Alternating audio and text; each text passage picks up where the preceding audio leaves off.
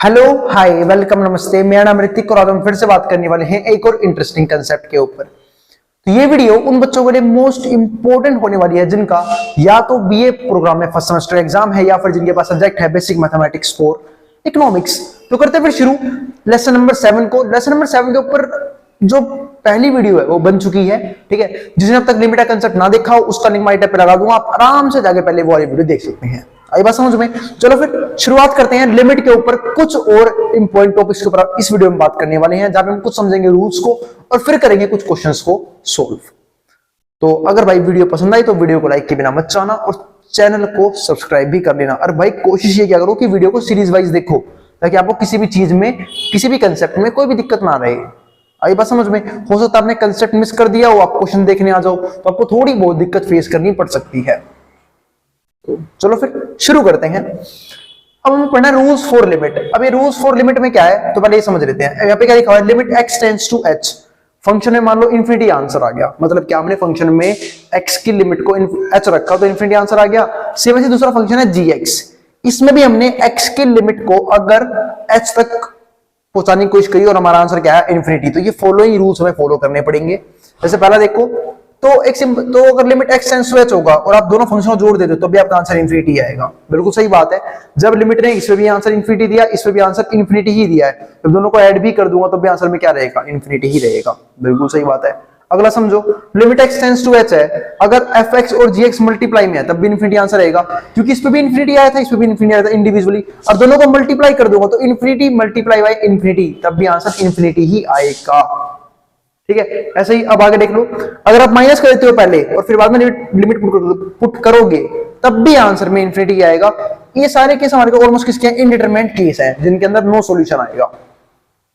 अब यहां देखो limit x tends to h, ये तो समझा ही चुका आप लोगों को कि अगर फंक्शन इसका आंसर भी इन्फिनिटी आता है और इसका आंसर भी इन्फिनिटी आता है तो बनेगी इन्फिनिटी बाय इन्फिनिटी की फॉर्म, जो हमारी होती है इनडिटरमिनेट फॉर्म जिसके अंदर नो सॉल्यूशन, क्योंकि हमें इस केस में पहले फंक्शन सोल्व करना होगा, बाद में हम वैल्यू पुट करेंगे।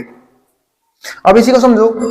अब a प्लस इन्फिनिटी, इसके ऊपर ही बात हो चुकी है पिछली वीडियो में, ये सब कुछ रूल्स आ गए हैं, ठीक है, जिसे मैं ऑलमोस्ट क्वेश्चंस में एक्सप्लेन कर चुका हूं ऑलरेडी, ठीक है। जैसे कि यहां पे देखो a प्लस इन्फिनिटी, अब देखो आप इन्फिनिटी में कुछ ना कुछ जोड़ रहे हो तो क्या इन्फिनिटी में कुछ बड़ा बदलाव आएगा? नहीं, वो भी इन्फिनिटी रहेगा। आपने कुछ ना कुछ ऐड ऑन किया है तो बिल्कुल अभी भी क्या रहेगा, वो इन्फिनिटी ही रहेगा।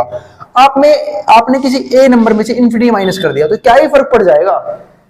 अगर आपने किसी छोटे में से नंबर में से कोई बड़े से नंबर माइनस कर दिया तो क्या ही फर्क पड़ जाएगा, अभी भी इन्फिनिटी रहेगा, लेकिन नेगेटिव इन्फिनिटी, क्योंकि आपने छोटे में से बड़ा माइनस किया है। तो a में से आपने अगर इन्फिनिटी माइनस किया तो आंसर क्या आएगा, माइनस का इन्फिनिटी। ऐसे ही a बाय इन्फिनिटी, तो ये भी क्या हो जाएगा हमारे पास, जीरो। अब a बाय इन्फिनिटी जीरो क्यों हो गया? मान लो जैसे मैंने आपको एक कंसेप्ट समझाया था 1/x। अब 1/x में आप x की वैल्यू जितनी बड़ी रखोगे आपका आंसर उतना ही छोटा आना शुरू हो जाएगा। तो 1/x में मान लो आपने इन्फिनिटी रख दिया तो क्या हो जाएगा, आंसर जीरो हो जाएगा, तो जीरो आ गया। ऐसे ही a मल्टीप्लाई बाय इन्फिनिटी, आप इन्फिनिटी को किसी भी कांस्टेंट से मल्टीप्लाई करो तब भी वो क्या रहता है, इन्फिनिटी ही रहता है।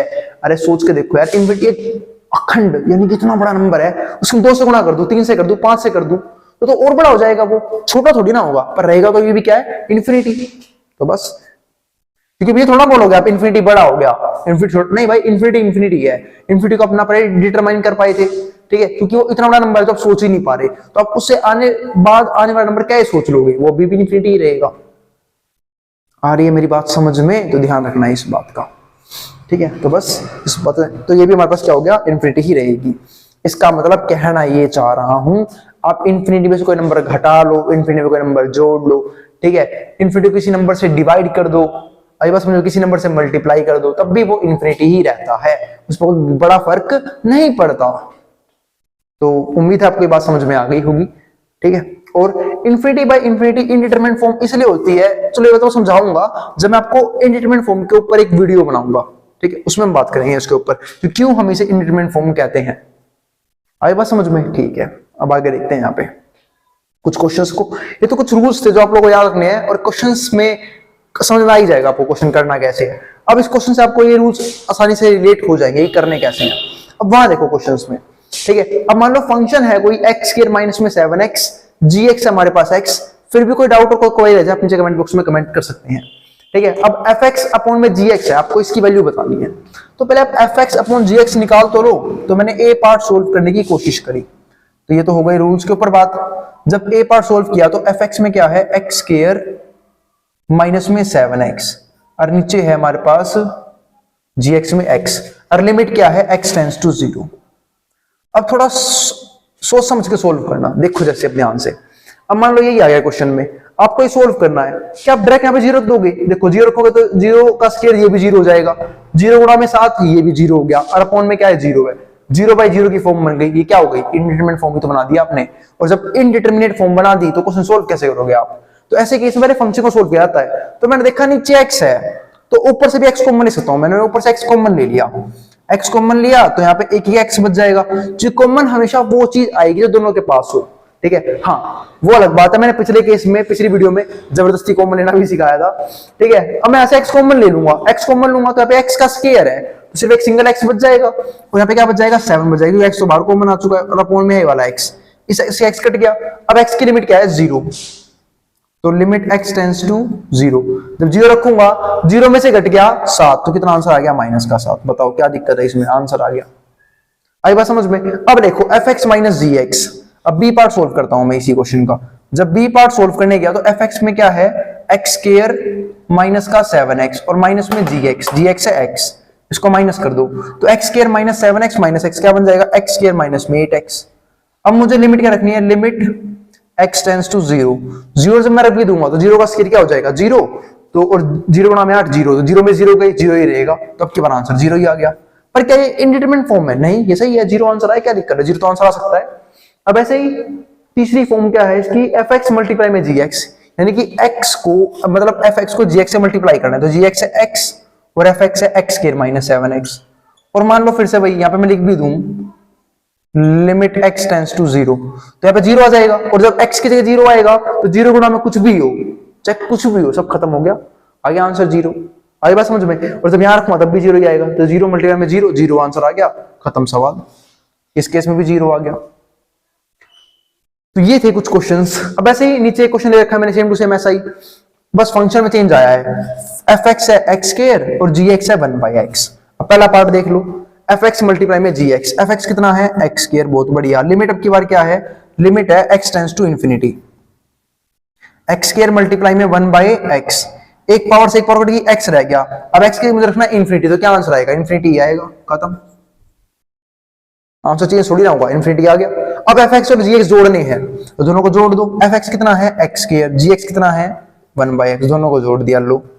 अब मैं रखता हूं limit x tends to infinity, मैंने रखा इसके अंदर limit x tends to infinity, infinity रखा, इंफिनिटी का स्क्वायर क्या हो गया इंफिनिटी, ठीक है। और जब यहां रखो इंफिनिटी तो 1/इंफिनिटी कितना हो गया 0, तो इंफिनिटी का स्क्वायर क्या हो गया इंफिनिटी। अब इंफिनिटी प्लस में 1/इंफिनिटी 0, तो जरूरत ही नहीं है, इंफिनिटी प्लस 0 इंफिनिटी ही रहेगा, कोई चेंज तो आएगा नहीं। घटाऊंगा जब भी चेंज नहीं आएगा, जब भी चेंज नहीं आएगा, जोड़ूंगा जब भी चेंज नहीं आएगा, रहेगा ये इंफिनिटी ही, ठीक है, आंसर आ गया इंफिनिटी। ऐसे ही एफ एक्स अपॉन जी एक्स, एफ एक्स कितना है एक्स स्क्वायर, लो मान लो ये आ गया एफ एक्स के एक्स स्क्वायर, जी एक्स कितना है 1/x, ये आ गया जी एक्स, और लिमिट क्या है x टेंड्स टू इंफिनिटी। अब ये x ऊपर जाके मल्टीप्लाई हो जाएगा तो हो जाएगा x क्यूब और limit x tends to infinity. अब मैं रख भी दो इंफिनिटी, फर्क पड़ेगा ही नहीं क्योंकि इंफिनिटी की पावर 3 है। सोचो इंफिनिटी खुद इतना बड़ा नंबर है जो हम सोच नहीं सकते, उसको तो बोलते हैं इंफिनिटी, तो इंफिनिटी क्यूब कितना बड़ा नंबर होगा, वो भी इंफिनिटी होगा, वो भी आप सोच नहीं पाओगे, ठीक है, क्योंकि यहाँ पे वो कोई कंसेप्ट नहीं होता बड़ा इंफिनिटी छोटा इंफिनिटी, नहीं, इंफिनिटी इंफिनिटी होता है, जो आप सोच नहीं पा रहे वो भी इंफिनिटी, इंफिनिटी क्यूब जो आएगा वो भी इंफिनिटी, ठीक है। हाँ तो उम्मीद है यहां तक कोई भी दिक्कत नहीं होगी। अब एक क्वेश्चन मैंने और भी लिख दिया था ऐसे ही, ये रहा, मान लो एक क्वेश्चन आ गया, ठीक है, ये सवाल आ गया, मान लो limit y tends to infinity x minus 3 x square plus 1। अब मान लो आपको ये सोल्व करना है, ठीक है। फिर मैंने देखा कि इंफिनिटी माइनस 3 करूंगा जब भी इंफिनिटी आएगा, नीचे इंफिनिटी का स्क्वायर वो भी इंफिनिटी और प्लस में 1 तब भी इंफिनिटी, ठीक है। तो यूं थोड़ी ना, तो ये फॉर्म बन जाएगी एक तरह से इंफिनिटी बाय इंफिनिटी। और ये बात मैंने पिछली वीडियो में बताई थी, इसे काट मत देना, इंडिटरमिनेट फॉर्म होता है, कहीं काट के 1 लिख के आ जाए एग्जाम के अंदर, ठीक है। अब ऐसे केस में क्या करोगे सोल्व करने के लिए, तो पहले आपको क्या करना पड़ेगा, ऊपर से कॉमन ले लूंगा मैं x, ऊपर से x कॉमन लूंगा तो यहाँ पे बचेगा 1, क्योंकि इसके पास x था, यहाँ पे 3 के अपॉन में x चला जाएगा, क्योंकि जब भी x बाहर जबरदस्ती कॉमन लोगे तो इसके पास तो था, तो यहाँ से तो हट गया 1 आ गया, लेकिन यहाँ पे इसके अपॉन में आ जाएगा।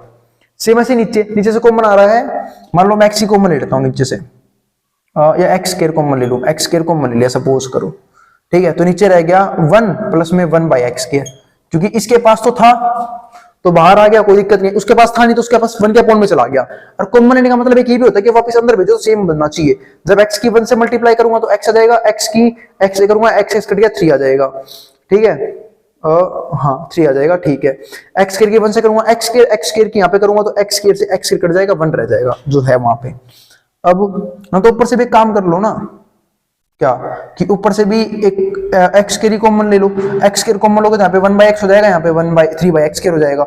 अब इससे फायदा हुआ एक कट गया, अब रखना है इन्फिनिटी, तो 1 बाई एक्स ऊपर भी इन्फिनिटी और 3 बाई एक्स स्क्वायर ये भी, और नहीं भाई ये भी 0 और माइनस पता नहीं गले में क्या हो गया, तो 3 बाई यहाँ पे रखूंगा इन्फिनिटी, तो इन्फिनिटी का स्क्वायर इन्फिनिटी होता है, 3 बाई इन्फिनिटी ये भी 0 हो जाएगा, तो 1 बाई इन्फिनिटी ये भी 0 ये भी 0, ऐसे ही यहाँ पे 1 बाई इन्फिनिटी रखूंगा ये भी 0 हो जाएगा, और 1 प्लस 0 0। तो देखो भाई 0 माइनस 0 0 तो 0 हो गया, और 0 बाई 1 क्या होता है 0 होता है, क्योंकि 0 बाई कुछ भी हो 0 होता है, लेकिन 0 बाई 0 नहीं बचना चाहिए था। अगर 0 बाई 0 बचता फिर दिक्कत हो जाती, फिर से क्या बन जाता है ये इनडिटरमिनेट फॉर्म। आई बात समझ में? तो पहले किसी भी क्वेश्चन हम करते क्या, हम डायरेक्टली उस लिमिट को रखने की कोशिश करते हैं, अगर आंसर सही आ गया तो वो लिमिट ही हमारा आंसर बन जाता है। लेकिन अगर इनडिटरमिनेट फॉर्म बन गई तो हमें इस क्वेश्चन को सोल्व करना पड़ता है, ठीक है, वहां पे वैल्यू पुट करने के लिए, ताकि हम लिमिट की सही वैल्यू निकाल सके। आई बात समझ में? तो थोड़ा सा टाइम लगेगा आपको इस कंसेप्ट को समझने में, ताकि जिन्होंने पहले से नहीं पढ़ रखा तो थोड़ा सा ध्यान से पढ़ना। आई बात समझ में? और फिर भी कोई डाउट कोई रह जाए अपनी जगह कमेंट बॉक्स में कमेंट कर सकते हैं, मैं कोशिश करूंगा पूरी तरीके से उसको रिजोल्व करने की। आई बात समझ में? तो मैंने तो अपनी तरफ से अपना बेस्ट दे दिया है। मिलते हैं भाई फिर अगली वीडियो में, जहां पे हम बात करेंगे ऐसे कुछ और कंसेप्ट्स के ऊपर।